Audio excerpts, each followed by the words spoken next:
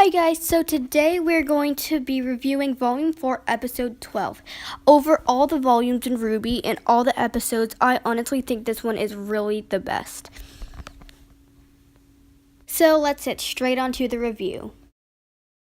So we start off with the Grimm attacking them, but then we see it might go for Crow. So John runs over to him, but the Grimm spots him. Instead of going for Crow, he starts to go to attack John.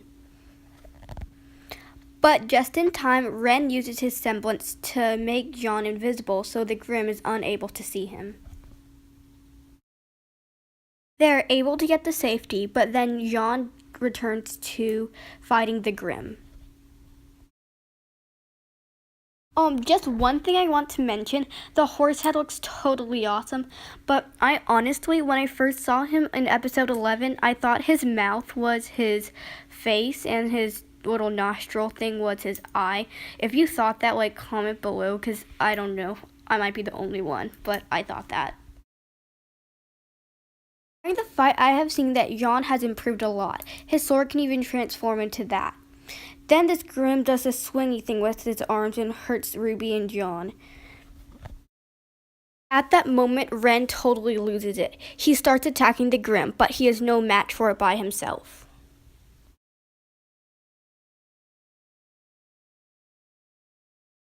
To get Ren to stop, Nora has to jump over him and hide under a house to tell him to stop. Ren doesn't listen, but then she says that she doesn't want his life to end like this. And then they finally think of a plan to get the Grimm. Soon they got the Grimm where nothing could move but his head. Ren chopped off both of its arms and kind of stabbed it. Then he cut off his head. It was a really good moment. As he was saying that, he kept saying, "This is for my mom, this is for my father, this is for me, this is for all the people you slayed." Meaning, so he finally got the revenge. Next, we see Rwby running over to Crow. At this point, it looks like he's not going to make it, but then he is okay, and then he says, "It's silent, good job." So then we hear some ships coming. They're from Mistral. So they are going to make it to Mistral to get help. I love the design for Mistral. It looks so different than any other cities we've seen before.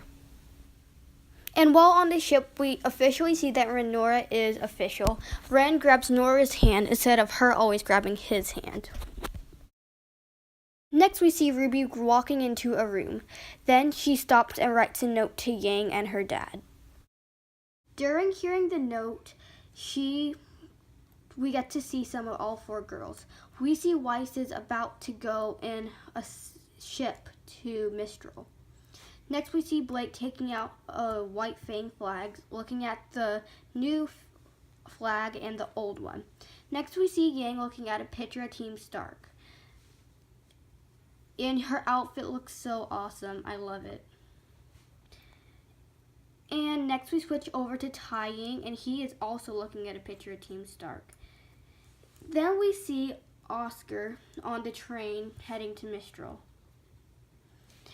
Then we cut to Cinder, and Emerald made a hologram of Rwby. And then I think she has mastered her Fall Maiden powers, and Salem is happy.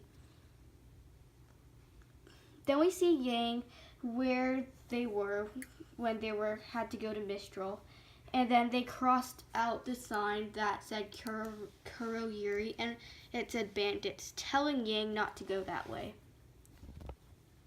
Then we see Watt meeting with Lionheart, the professor at Haven Academy, and it ends there.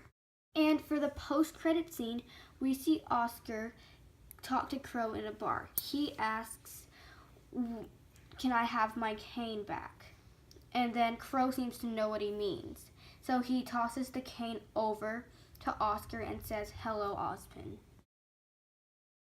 So that is how Volume 4 ended. This was a really great volume, and I really loved it. So in the meantime, while we're waiting for Volume 5, I'll make theory videos and lots of Rwby videos. And I'll see you guys next time. I wanna be on the front line, knotted up, suit ties, talking like a head